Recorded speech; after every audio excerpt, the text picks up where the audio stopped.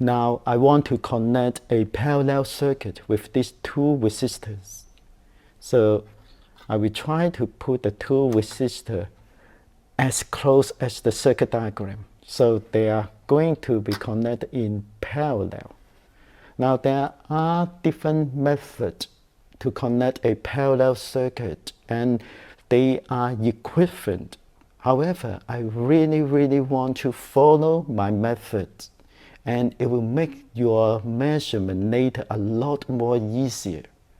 And it doesn't mean there's only one method, there are many other methods, but it will just make life easier. Okay, now what it really means in series, which is like this. I connect this part here. I connect this one. Okay, now I will connect this one join here. And now I will connect this one here and put this one to the positive output of the power supply.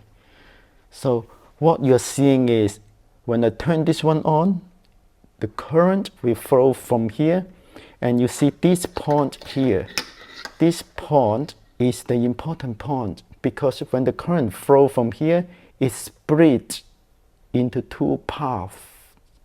So this is the junction or the splitting point, just like the road. They call the upper branch through the first resistor RA. This is the lower branch, so I should collect the current from here and the current through here. Now, if you look at the circuit, these two branches, they will join together. So this is how I'm going to do. Now they will join. I use the long cable here to connect this one and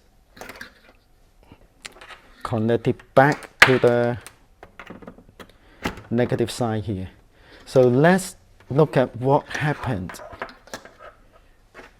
When I turn this one on, current flow through from here. This is the first junction, or the point is split into two paths, the upper branch and the lower branch. So this is what we call parallel circuit. The first upper branch here, the current will pass through the RA back here. The lower branch pass through here, RB back here, and then they withdrawn. Okay, so the current from this point return together and back here. Now, just like the water flow analogy, the current through here, this point, just like the water flow, because it's split, so we expect the current will be different in general. It depends on the resistor.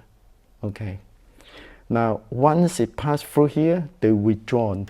So what we will expect here is, if we measure the current around here before it split, this current must equal to the current after they come back here and return. So these 2 points, they must have the same current. Okay.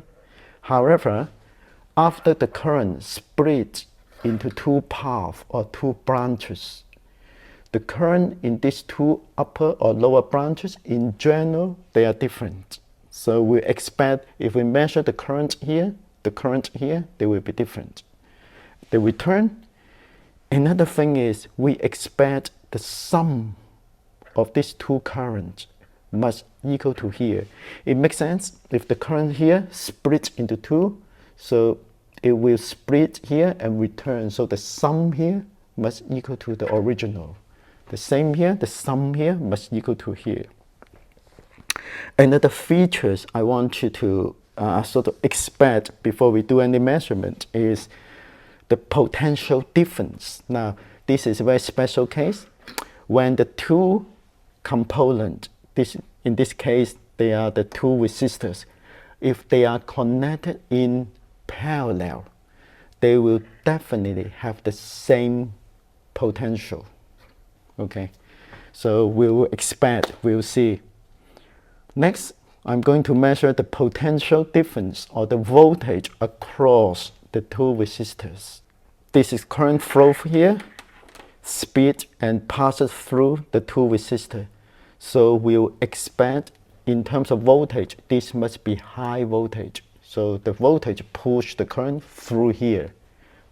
This must be low voltage. And in fact, because we assume no voltage drop across the wire, this must be 0. Because this is 0, they're all 0 here. We first connect the no voltage point as our reference. It means we put this one to the common. Common is the reference point. And we want to measure the voltage with respect to this point. And we expect this should be higher. Okay, connect this one to which point? This one. This is for the voltage measurement. Okay, again, it really doesn't matter. There's a lot of cable and wire here. As long as you follow the rule, even though seemingly it's complicated, but hope you will see a bit more clear. Okay, so the original circuit, and I use the red connect to the point here, the plug. The blue cable connect to the common this time. Okay, so the no short circuit is fine. In order to measure the voltage, I use 20. Okay. Okay, everything ready? I can turn on the power supply. So we can see this is 5 volts. This is what we expect. Okay, now I can strict move the measurement from here. Okay, these two to the second resistor. Remember, the blue one here this time is the common, and we expect this one is the lower. Put the common or the reference point at the lower, and here we can just plug here, and we can see this is 5 volt. This is exactly what we expect.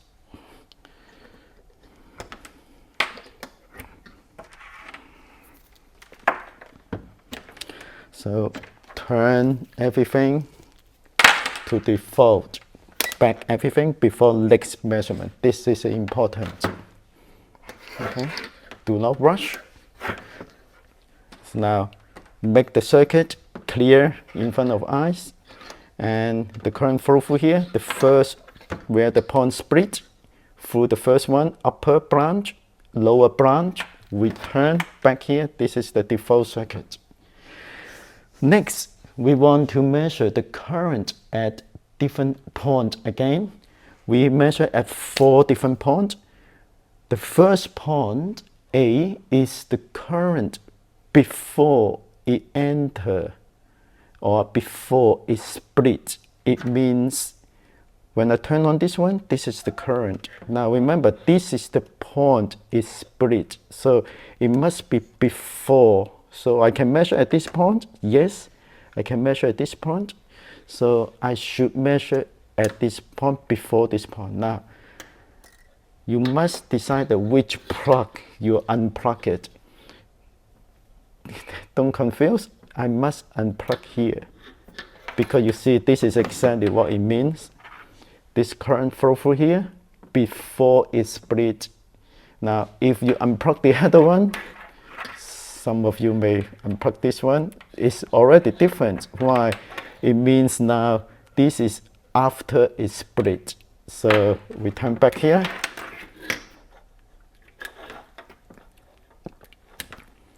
This one here before it split. So I unplug this one. Find this point, disconnect the water or the current flow through here, coming here. So I must put this one to the current meter. Now I may want to use a longer cable this time. So I replace this one with this one. They're exactly the same. So the water through here, passes through here. Remember, now I want to plug the water or the current into here. It will return back from the common, so I use this one. Now, don't forget, the next bit is where I should connect this one. You should connect this one back to the point where you disconnect. Which point? This is this point. So I should reconnect this one. It looks complicated, but it makes sense. So what is going on is like this. The current through here pushes into the current meter, coming back out, and now drawn here and then split into two paths or two branches. Okay, so this is the A point here. I will now turn this one as usual for the current measurement. Select this one to MA DC current. Turn this one on. So the value here is 42.4. So this is 42.4 here. Next, turn off.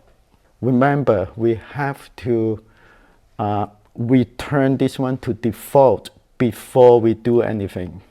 So this is an important part. Do not rush. Return this one. Do not do anything before you return the circuit to the default, the original one. Double check. Yes, the circuit is now the original.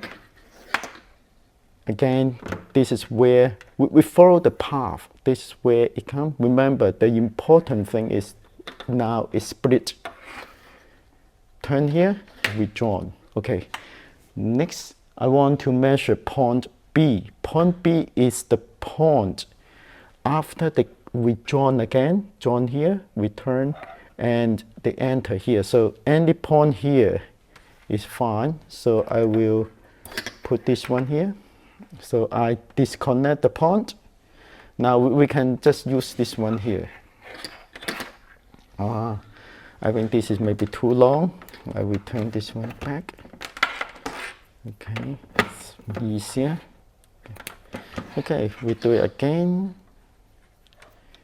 Hope it makes things a bit clear.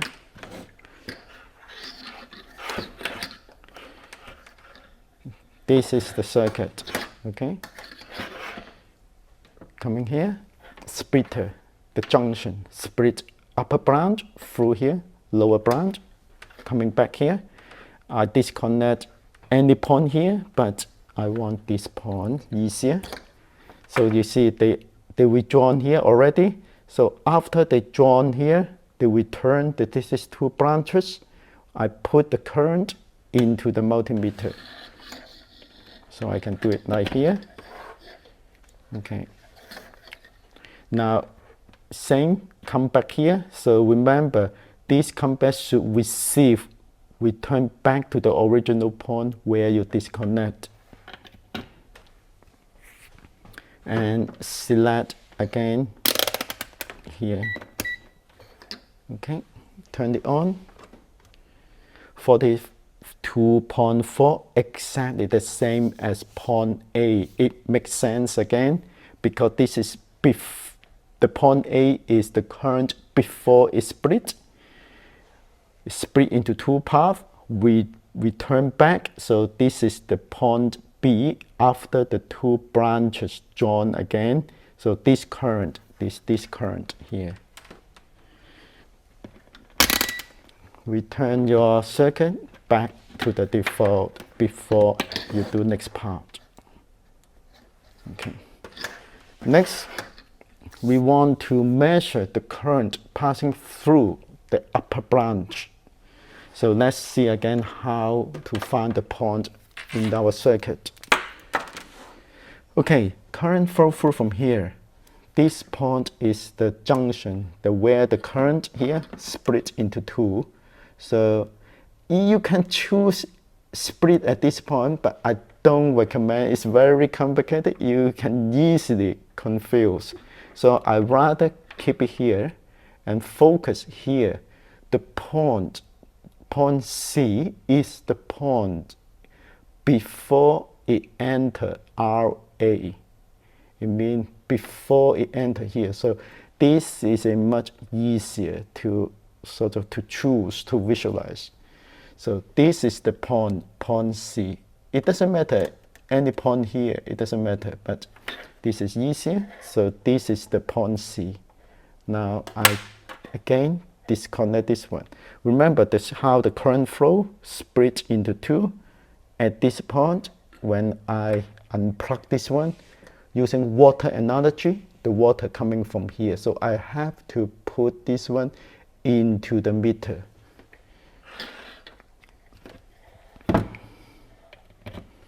Okay. The water coming back out from here, from the common. So follow the story, follow the logic. And after the water pushed into the meter, coming back out, you push the water back to the point where you disconnected. It means this point. Okay, this is the case now.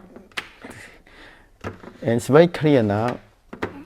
The current through here, split one is the lower branch through here, the upper branch. This is splitting point into here, into the, so this is the upper branch. The current along this branch should be the same. So this point, push it into the multimeter or the current meter, coming back out, we turn back to the point where you disconnected. Next, choose MA, connect this one, and you see the number here is 27.5, okay, 27.5. So I put it here.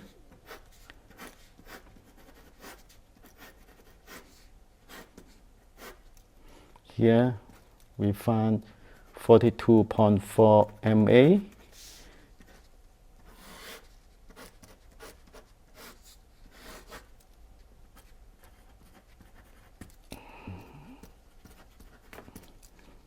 This point here, we got 42.4 MA and 5 volts. And of course, this is 5 volts. This is 5 volts, of course. The important point is at this point, we have 27.5 milliamp. Okay. Next, I want to return again back the circuit to default. I say again, this is very important. Don't rush, return it back first. All right, so this is the default circuit. Current here, split, upper branch, lower branch. We want to measure the current in the lower branch. So same argument. Any point here will do, but I don't want to unplug here. I want to make it clear.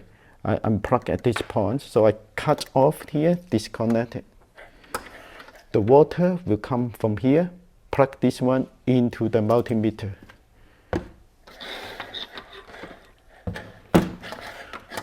Okay, into the multimeter, and then come back out from the common. Remember, once you follow like a story, if you follow like a story, how the water flow, how the current flow, we turn it back to here. It doesn't matter. It looks like messy, but you will get it. If you don't remember the story, it's going to be very difficult. Next again, I turn this one to milliamp and turn it on, and I got at this point 15.26 MA. Okay, and if you add this two here, 42.76 is good enough. within the area. Disconnect everything and we turn this one into the default. And that's it. So this is the two simple circuit, the two resistor in series, the two resistor in parallel, and this one I just showed is the two resistor in parallel, and how we can measure the voltage across the two resistor. They are the same. The current before the current split should equal to the current when they recombine at this point. So this point, this path should be the same. However, the current after they split, the upper branch, the lower branch, they are different. However, the sum of these two currents equal to the current here and they equal to the current here. So this is pretty much exactly what we expect.